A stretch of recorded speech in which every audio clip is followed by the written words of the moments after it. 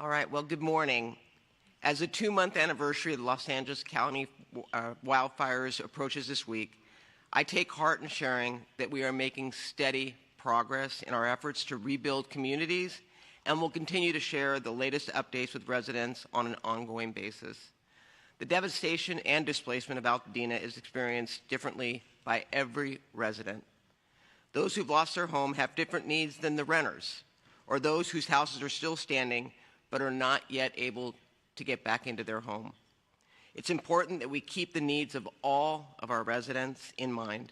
We must work hard to equip them equitably with all the information they need during the recovery process. I'm hosting a special virtual community meeting on Monday, March 10th at 5 p.m. to answer questions for renters and for homeowners whose properties are still standing. Residents can tune in for that on the Los Angeles County YouTube channel and can submit questions ahead of time by scanning the QR code that's up on the screen behind me.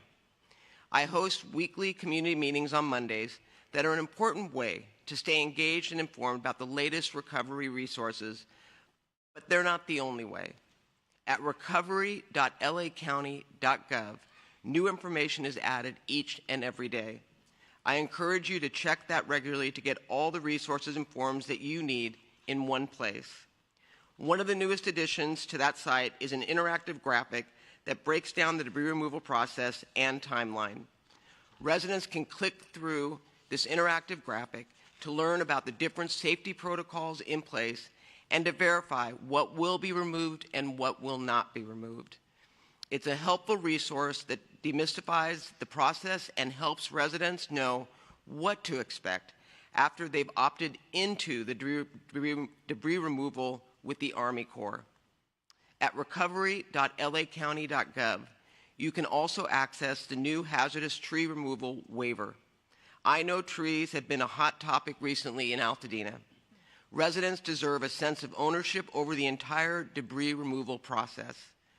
I want Altadena residents to know that when the debris is removed from your property, you will be able to have full control over what trees are taken out and which you want to stay. This form will allow you to specify exactly which trees on your property that you want to keep. The deadline to opt in for debris removal by the Army Corps is March 31st. Over 75% of Altadenans have opted in, but if you have not, please complete your form as soon as possible. In the debris removal process, I'm committed to ensuring residents are empowered, have autonomy, and have a voice to advocate for their needs and for their priorities. I'm also committed to advocating for residents' needs with the help of our federal partners. This week, I met with Scott Turner, Secretary of the U.S. Department of Housing and Urban Development, to share about the path to recovery in Altadena. He was responsive and engaged and expressed his commitment to learn more about the needs of our fire-impacted communities. I look forward to joining him on a tour of the burn area in Altadena soon so he can get a firsthand look at the devastation to inform the support HUD offers our county as we rebuild. With that, I would like to turn it over to Supervisor Lindsay Horvath from the 3rd District. Thank you and good morning. There are 4 key areas I want to touch on this morning. The first is protecting renters and consumers. On eviction protections, our board adopted a motion that I authored for countywide eviction protection for workers impacted by the fires. These are renters who are not able to continue to work because their place of employment existed within the fire footprint, and now they are without the ability to pay their rent. So this is a temporary protection to be able to stabilize them in the housing that they're in, and it includes funding for property owners to ensure that they are able to also receive assistance. Second is price gouging. Yesterday, our board passed an extension of the price gouging protections for housing. Our DCBA has shared a sample notification form for tenants to notify landlords of their inability to pay rent due to the fires. So if you are one of those tenants, there's a sample form of exactly how you document your inability to pay. And you can go right onto the website, rent.lacounty.gov, for that and for all other questions related to our protections. For March rent, tenants must notify landlords by March 7th, and rental housing, short-term rentals, motels, and hotels through April 8th. Without this action that we took yesterday, some protections would have expired this Sunday, and we know the widespread price gouging continues, so that's why this board took unanimous action. Anyone who takes advantage of vulnerable residents will be met with civil penalties up to $50,000 per violation. You can report price gouging at DCBA and by calling 1-800-593-8222, or you can go to stoppricegouging.dcba.lacounty.gov, or you can call our California Attorney General or go to his website at oag.ca.gov/report. The second topic I want to touch on is relief funds. The county has 3 active relief funds, one for households, that's for residents who have been impacted by the fires, small businesses, and workers. All 3 of these have deadlines of application for assistance of March 12th. Los Angeles County is investing so far $53.9 million in these relief funds available, and the county invested $32.2 million directly, and $21.7 million has come from our philanthropic partners, and we thank them for their partnership and for investing in those who have been deeply impacted by these tragedies. The third topic I want to touch on is our environmental updates, and I want to share a PSA from the Marine Mammal Care Center related to increasing numbers of sea lions who are sick due to algal blooms, which cause domoic acid toxicosis. Last year, the center reported 6 sea lions on the beach from Will Rogers to Redondo Beach. So this is something that happened last year and is now happening again this year. So while it is caused potentially by those algal blooms, we certainly know that the impact of these fires could aggravate what we are experiencing. So community members are encouraged to keep a safe distance from stranded animals and to report their location to the Marine Mammal Care Center at 800-39 Whale. The center believes the current situation is due solely to domoic acid toxicosis, and we want to thank them for the Marine Mammal Care Center at the Marine Mammal Care Center for all of the work that they do to support our wildlife. And we continue to address concerns on our coast with absolute urgency in partnership with Cal OES and all of our partners who are committed to protecting our environment. Finally, I want to talk about the rain predicted for this week. Please stay prepared and informed with rains on the way. You can refine your emergency plan and be prepared to evacuate, and no evacuation warnings currently exist. There are certainly no orders now, but please be ready. Our Santa Monica Mountain communities in particular continue to bear the brunt of ongoing road closures and debris flows in the 3rd District. We know that Topanga, Big Rock, Sunset Mesa, and Malibu are particularly impacted. So everyone is working and coordinating to move with urgency to return to some sense of normalcy, while also being aware that the conditions of the weather conditions this week may impact our ability to easily move around in the area. So I want to thank everyone for staying informed and for all that we're doing to keep each other safe. I'd now like to welcome up Angela George Moody, our Chief Deputy Director from LA County Department of Public Works. Thank you. Thank you, Supervisor. Good morning, everyone. As was stated, my name is Angela George Moody, and I am the Chief Deputy Director for Los Angeles County Public Works. I'm here to provide updates on the debris removal right of entry process, as well as the county's state of preparedness for the upcoming storm. Let's take the storm first. Light to moderate rain is expected to arrive in LA County later this morning and continue through Friday morning at 6 a.m. Rainfall totals are forecast to be up to 1 inch for the coast and valleys, and 1 to 3 inches in the foothills and mountains. There's also a 10 to 20% chance of thunderstorms that could produce heavy downpours. With this level of rainfall, there is a potential for isolated mud flows, and some streets could be blocked by mud and debris. We have assessed all Los Angeles County flood control facilities and to ensure that they are ready to protect the public, property, and the environment. All protective measures that safeguard communities or safeguarded them during the last series of storms remain in place. We've assessed these measures and made adjustments as necessary, and we are ready for this storm. We are also collaborating with state and local partners, including the cities of Los Angeles, Pasadena, Malibu, Sierra Madre, and other affected recent fire areas. So let's talk a little bit about what the public can do. We encourage members of the public to develop an emergency plan. Know your property's risk factors, clear drainage paths, use sandbags to direct runoff and protect structures. Keep trash cans and vehicles off the street to allow stormwater to travel freely. Stay tuned to local weather reports and follow the instructions of law enforcement if told to evacuate. Motorists should avoid burn areas and mountain roads.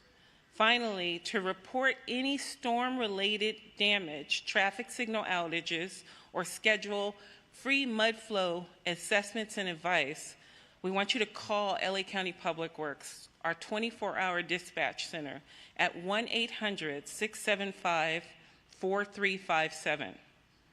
Now I'm going to switch a little bit to the right of entry program. As both supervisors stated, with just over 3 weeks remaining before the March 31st deadline, I strongly encourage residents affected by the recent fires to visit LA County Recovers, the LA County Recovers website, or go to a local recovery center to submit your right of entry. To date, the county has received over 8,000 submissions to opt into the government-sponsored program for Phase 2 debris removal. With the March 31st deadline in sight, we have doubled down on our outreach to affected property owners and dedicated even more staffing and technical resources to the right of entry form review process. Our procedures for reviewing the right of entry submissions include a rigorous verification process that protects property owners from fraud. So please, if you've already submitted your right of entry form, continue to closely monitor your emails inbox for official correspondence providing the status of your submission or requesting additional information. You can also call the right of entry hotline at 844-347-3332 for more information. With that, I thank you and I introduce Colonel Eric Swinson from the U.S. Army Corps of Engineers.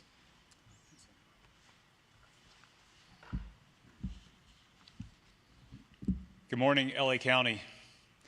Big thanks to the County Board of Supervisors for the opportunity to provide this update as we do every Wednesday during this recovery operation. I'm going to like to start by saying I know election season is over, but as you've heard my colleagues before me say, if you're a survivor and you haven't elected your right to opt in or to opt out, I encourage you to do so before the deadline. For Phase 2 operations, they are well underway in both the Palisades and Eaton fire impacted areas. As of this morning, about 10 minutes ago, we've received a total of 2,212 rights of entry. Although county has transmitted to us a little bit more than that, we're currently in the process of intaking those, and we'll get those assigned to our contractors here this morning. Of those, say 2,213 ROEs that have been submitted to the contractor, a little bit more than half of those were for the Eaton fire impacted area, and a little less than half are for the Palisades fire impacted area. So please, deadline is coming. I encourage everyone who is sitting on the fence or thinking about it to call us, to call the county, to get the facts, and to make an election so that we can get this process started on your property. Properties with a final sign-off, that's fully complete, and ROEs returned back to the county as of this morning was 109. We also have active work going on many more properties in the impacted area. I think we've cleared primary fire debris from about 322 properties, and we continue to do that every day. Properties that have a completed final sign-off for properties that have the complete debris removal have undergone hydromulching and erosion control, and as I said, their ROEs have been returned to the county. That's the ticket for that owner to start the next big phase, which is the rebuilding phase. For deferred properties, these are properties that the EPA has deferred. Originally, there was 4,499 of those properties. The Corps of Engineers is following behind the EPA to do a second round of household hazardous material collection, and as of last night, we had cleared 1,997 of those, and hoping to get to 50% here in the next day or two. Okay, so just a quick review of how the process works. When you get your ROE and it's accepted by the Corps, we'll get a phone call 3 to 5 days in advance. That's a call from our call center to the surviving family. There's going to be discussion about tree waivers, about trees. There'll be a second call 1 day prior, and then we'll do a 360 site assessment the day we show up. All of those are opportunities that homeowners, survivors can have to interact with our crews and to share maybe some intimate details about their property that we wouldn't otherwise know. We're actively working through our queue and hope to get to your property quickly. Let's go over to trees. I mentioned that briefly. A hazardous tree, this is like a tree that is a high risk of falling and hurting someone, is defined as any tree within the ash footprint that poses an immediate threat to lives, public health and safety, or property within its fall range. As part of our efforts to continuously improve our practices and listen to the community, we conducted a review of our processes for removing hazardous trees with our contractor yesterday.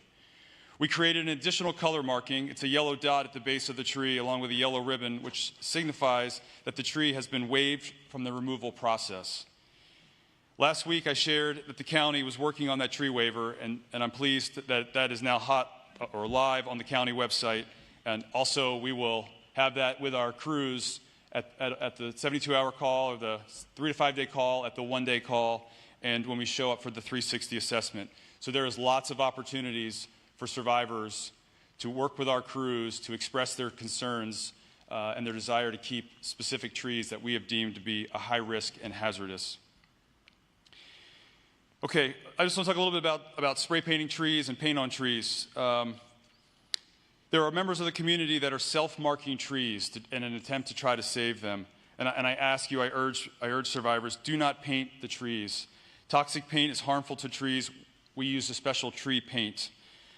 Property owners, because they have this opportunity to waive a tree and keep it, they don't need to take their own actions with regards to painting trees. Again, let's just talk about this waiver. So this waiver provides property owners with choices to retain specific trees that we have deemed to be hazardous. But they must understand there's a potential safety and regulatory implications. Important things for property owners to consider is that refusing hazardous tree removal or these high-risk trees may impact a homeowner's ability to obtain a building permit. Local permitting agencies determine rebuild requirements, and a remaining hazardous tree could be a factor in that decision. Property owners who opt to retain hazardous trees through the waiver assume responsibility for any future safety risk posed by the tree. And all of this is outlined in that tree waiver. I just want people to understand before they make a decision what they're waiving in the process. So I've been asked a lot of questions about how to attain a tree waiver. Property owners who wish to submit a waiver must complete the waiver of hazardous tree removal form. Again, it can be found at the county's webpage. It can be found on with our employees out there at the 72-hour call, at the 24-hour call, and during the 360 assessment. We are committed, and I have committed to the community, that we are here to listen and we are here to partner with community members. We want your feedback, especially with regards to your trees. And we look forward to having the discussion about the viability of your trees and achieving what your desires and wishes are. In closing, we are making great progress here in the community. If you're out and about, driving around either Altadena, Sierra Madre, Pasadena, Pacific Palisades, Malibu, or any of the unincorporated areas that were impacted by these fires, you're going to start to see cleared lots, that visible sign that the fire is now removed from that parcel. And over the next couple of weeks, the number of those cleared lots is going to increase drastically. I just ask you be a little bit patient with our crews. We are out in force.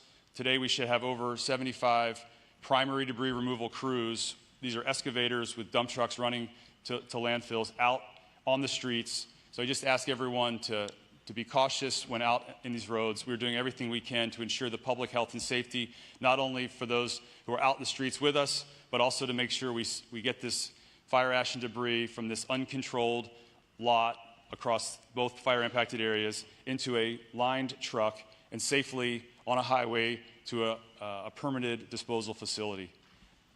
Thank you. I'll be followed by Brandy Richard Thompson. Good morning. My name is Brandy Richard Thompson. I am the Public Affairs Officer for FEMA Region 9, and I'm representing R.A. Fenton during this press conference. FEMA individual assistance is available for homeowners and renters in Los Angeles County. We're focused on those who have sustained losses from wind damage or wildfire damage, including total losses.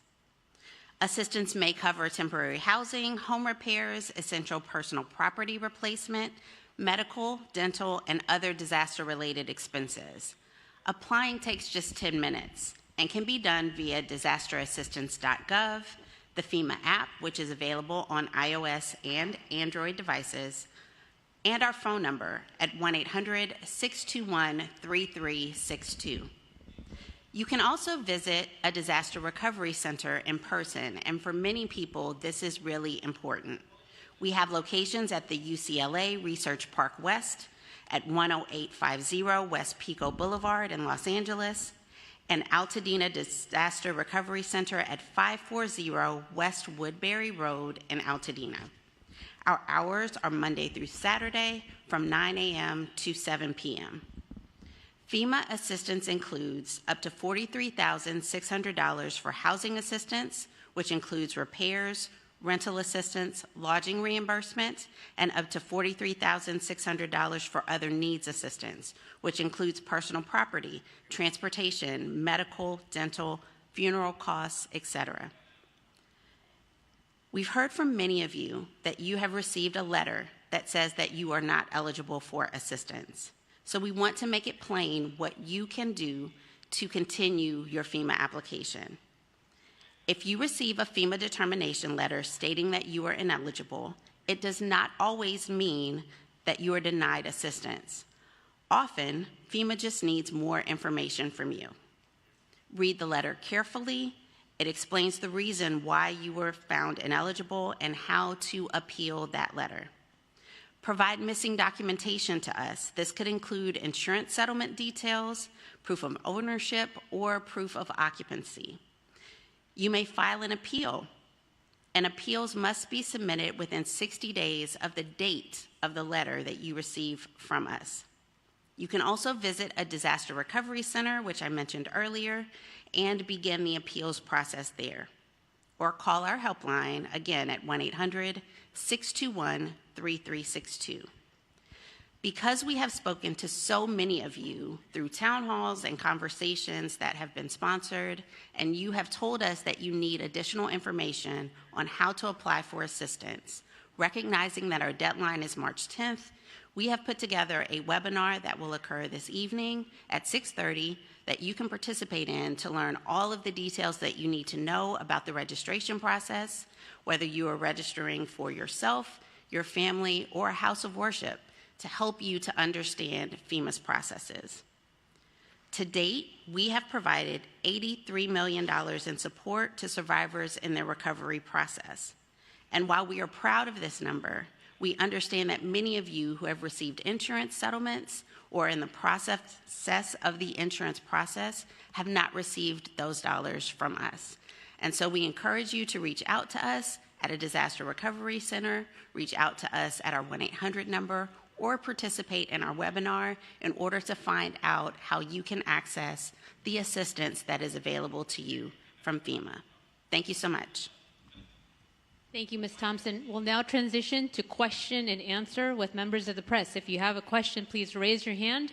When a microphone is brought to you, please state your name and the media outlet that you are with. We'll start right over here.